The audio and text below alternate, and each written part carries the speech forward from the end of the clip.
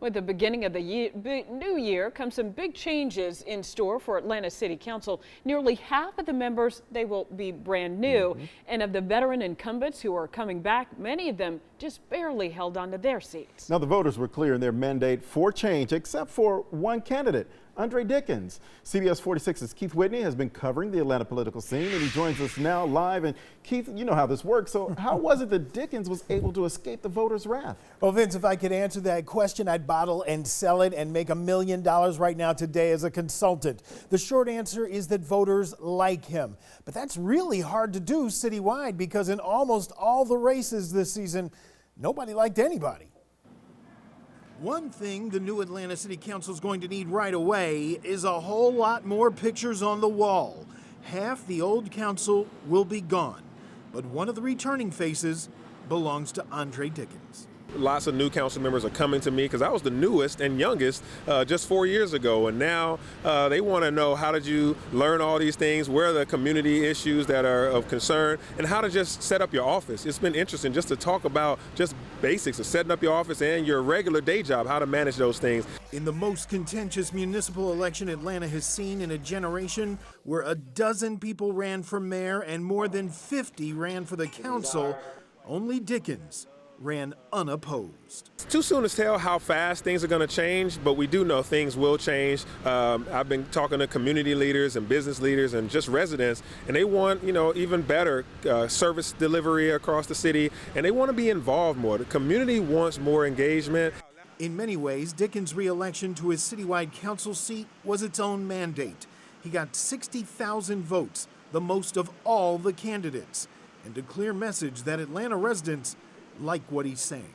Better opportunities related to education, better opportunities with workforce, making sure folks have good quality jobs, and getting where people want to go physically with better transportation and mobility. Folks being stuck in traffic or on a streetcar or, a bad sidewalk is a problem in our city. So I think mobility, equity, fairness, and also opportunity is really what I want to see across the board.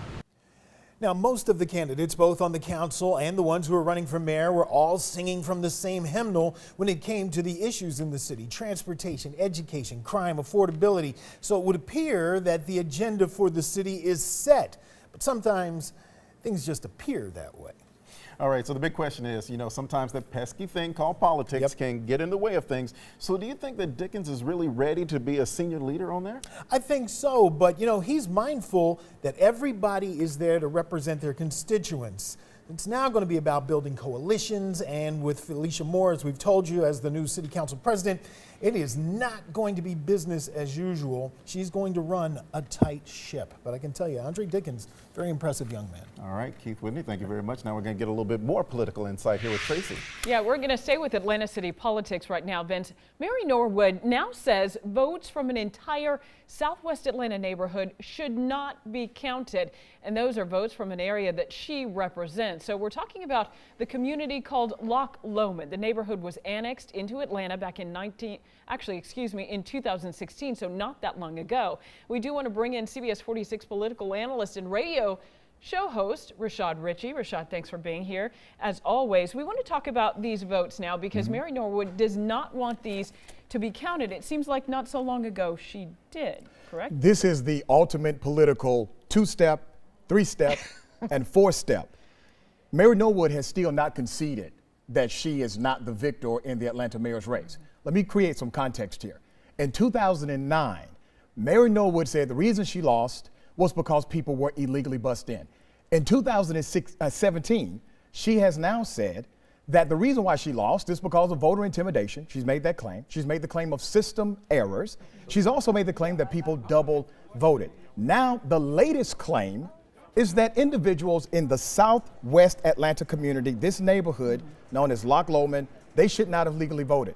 Here's what's ironic, so ironic. She campaigned in this community. She asked for their vote.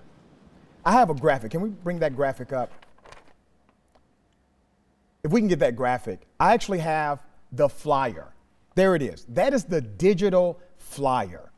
August 29th, during the election cycle, where Mary Norwood did a meet and greet in this same very neighborhood that she represents as an at-large city council member. She asked for their vote, their support, and their money. Now, either way, there are not enough votes for it to turn the tide either way. Keisha Lance-Bottoms still mayor-elect. No matter what, you didn't have enough people out of that community that participated in the election.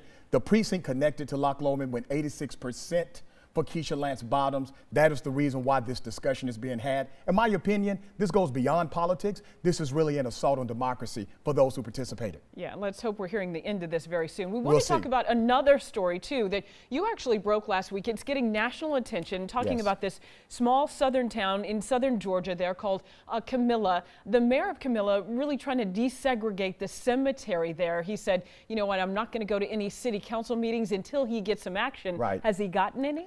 He's gotten a lot of action. This is the place segregated schools are, segregated cemeteries, 70% African American population, no African American police officers, and the list goes on and on. After we broke the story, after we broke it, the country responded.